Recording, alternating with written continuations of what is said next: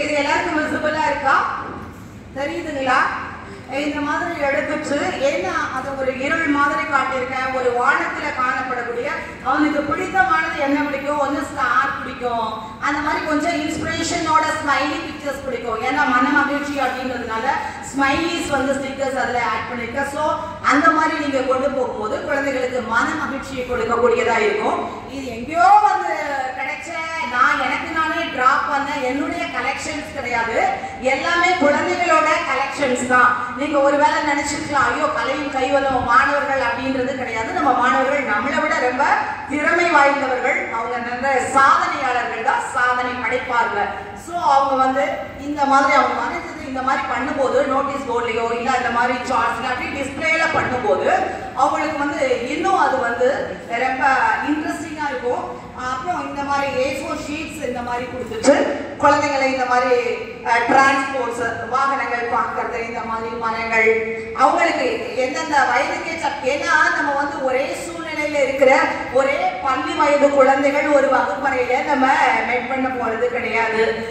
So பல தர வயது உடைய அந்த குழந்தைகள் தான் வந்து மல்டி ஏஜ் ஸ்டூடெண்ட்ஸை தான் நம்ம மீட் பண்ண போறோம். ஸோ அந்த குழந்தைங்களா இருக்கிறவங்களுக்கு இந்த மாதிரி ஆக்டிவிட்டிஸ் இப்படி கொடுக்கலாம். அப்புறம் கொஞ்சம் மெச்சூர்டா அந்த மாதிரி இருக்கிறவங்களுக்கு ஒரு 3rd 4th 5th அந்த மாதிரி இருக்கிற குழந்தைங்களுக்கு A4 ஷீட் கொடுத்து இந்த மாதிரி டிரான்ஸ்போர்ட் அப்படின்னா ரோட்வே ரயில்வே இந்த மாதிரி, ஏன்னா அதெல்லாம் 4வது குழந்தைங்க தான் பண்ணாங்க அந்த டிராயிங் பார்த்தீங்கன்னா. அதில் இன்னும் கேட்டால் நான் நேம் கூட எரேஸ் பண்ணல பாருங்க, அப்படியே தான் உங்களுக்கு எடுத்துட்டு வந்திருக்கேன்.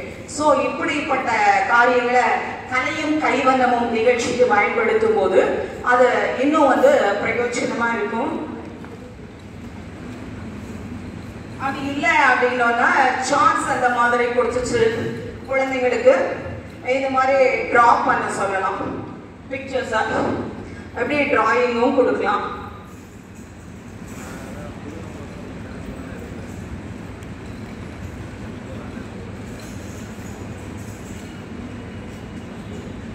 இது வந்து விளையாட்டுகள் அப்படிங்கும் போது சும்மாவே அவன் ராக்கெட் விடுவான், இல்லை ஜம்பிள் பண்ணிட்டு இதை தூக்கி போடும்போது ராக்கெட் விடும்போது என்ன செய்யும் இந்த ராக்கெட்.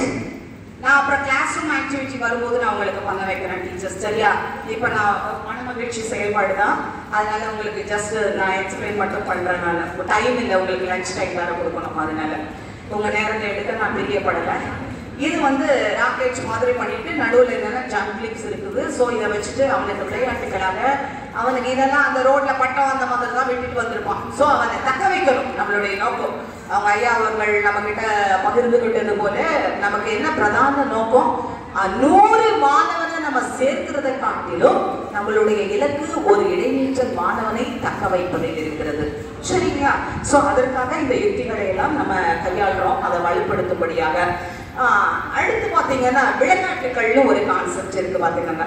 அந்த விளையாட்டுகள்ல இப்ப என்ன பண்ணலாம், தூண்டில் மீன் பிடிப்போம் விளையாட்டு அப்படின்னு கொடுக்கலாம்.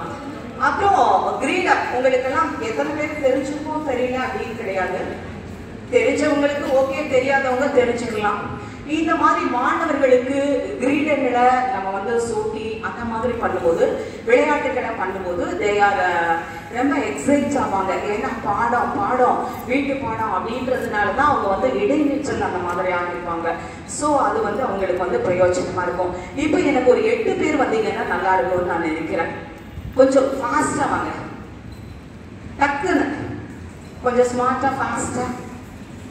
ஏன்னா ஆக்டிவிட்டியே போல விளையாட்டுகள் ஒரே ஒன்று மட்டும்தான், நானாக தான் பண்ணிட்டு இருக்கேன். ஸோ சாரி, டீச்சர்ஸ் எல்லாமே இந்த பிக்சர்ஸ் மாதிரி டக்கு டக்குன்னு ஒன்று எடுப்போங்க. ஒன்று எடுத்துட்டு டக்குன்னு அசம்பிள் ஆகிடும் டைமிங். இது ஒன்று டீச்சர். ஓகே,